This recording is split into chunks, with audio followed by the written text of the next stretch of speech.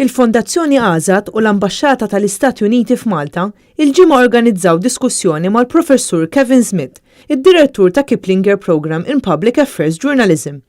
Waqt din id-diskussjoni dawk preżenti tkellmu dwar ir-rwol tal-medja, il-libertà tal-espressjoni, kif l-udjenza tassorbi l-aħbarijiet u l-effett tal-aħbarijiet folots. Kevin Smith tkellem dwar il-fatt li l-fake news qed jispiċċa jnaqqas il-poter lin-nies. Dan għaliex qed iġiegħel lill-pubbliku jemmen xi ħaġa li ma tkunx vera. I've been here in Malta this week talking about fake news and promoting media literacy, not only to help journalists figure out ways to combat the use of fake news, but also help the public understand the importance of what they need to know to recognize fake news and to stop disseminating them themselves, particularly on social media.